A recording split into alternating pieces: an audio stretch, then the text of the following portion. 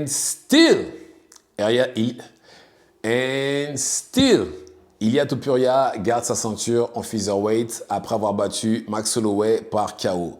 Oui, par KO. Il a mis KO Max Holloway dans un combat compétitif, bien techniquement. Personnellement, au troisième round, j'avais un partout. Et au début du troisième round, je trouvais que Holloway faisait du bon travail. Mais Ilia Topuria a fini par avoir le dessus et l'a mis KO. D'ailleurs, c'est la première fois que ça arrive. Max Holloway a affronté des gros punchers, hein. Poirier 2 fois, Gaethje, McGregor. Aucun d'entre eux n'avait réussi à le mettre KO. Mais Ilia Topuria, lui, a réussi et en featherweight. Alors, je ne sais pas de quoi ces points sont faits, mais en tout cas, ils sont juste assez costauds pour pouvoir mettre KO quelqu'un comme Max Holloway.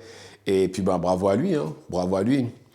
Alors, je trouve que c'était un combat bien techniquement. Alors, la stratégie d'Holloway, forcément, vu qu'il est plus grand que Topuria, il a maintenu la distance, bien, surtout avec son jab et avec ses front kicks. Il a bien maintenu la distance. Ça a marché durant le premier round. Topuria l'a emmené au sol, mais bon, il a quand même réussi à se relever. Au deuxième round, je trouve que Topuria arrivait plus à rentrer. Max Holloway se déplaçait moins. Donc oui, je trouve que après je veux dire sur le deuxième round, les 3 premières minutes, Topuria. Après à la fin, je trouvais qu'Holloway reprenait le dessus. Mais en tout cas, il avait réussi à casser la distance de façon à pouvoir rentrer et justement pouvoir rentrer des coups à Max Holloway. Et au troisième round, ça commençait bien pour Holloway, puis Topuria a réussi à connecter avec son bras arrière. On voit clairement que ça a sonné Max Holloway, puis après, à partir de là, il a pris un crochet qu'il a envoyé au sol, puis il a fini à coup de poing et victoire de Topuria. Franchement, bravo encore une fois. Et il est en train tout simplement de prouver que c'est le meilleur featherweight, parce qu'il a quand même battu Volkanovski, il a arraché la ceinture des mains du champion en le mettant KO. Il a pris celui qui a le BMF, il l'a mis KO aussi. Donc non, il est bon debout et au sol. Franchement, bravo à lui. Et j'ai hâte de le revoir. J'espère que son prochain combat, ce sera Diego Lopez, parce que déjà, Diego Lopez était le backup en cas de désistement d'un des deux combattants. Donc, et vu les victoires qu'il a eues récemment, je pense que ça va être lui le prochain. Et j'ai hâte de voir la suite. Mais dans l'ensemble, je trouve que c'était plutôt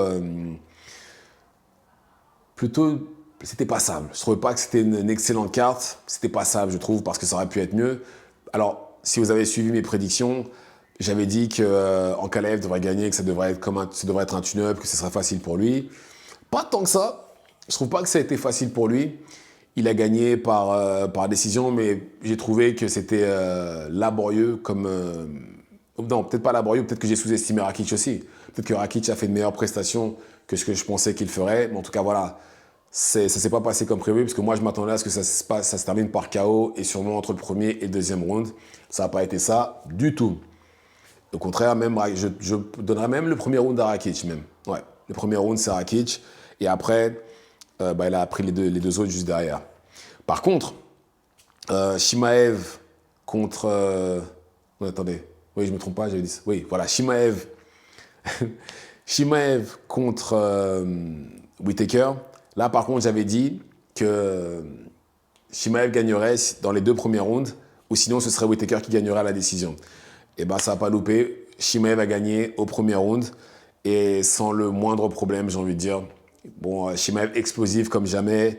Pourtant, si vous regardez bien l'action, il est parti pour un sprawl, Whittaker.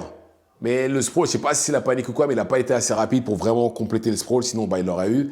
Et puis il s'est retrouvé au sol, et puis il a été enseveli par la couleuvre, non, pas la couleuvre, non, par le boa qui est Chimaev, et puis il a fini par taper. Il a pris la même soumission que McGregor contre Khabib. Et celle-là, si vous ne tapez pas, vous finissez avec la mâchoire cassée. Donc, je comprends tout à fait qu'il ait tapé. Et ça, personnellement, ça ne me surprend absolument pas, parce que je m'attendais à ce genre de résultat-là venant de Chimaev.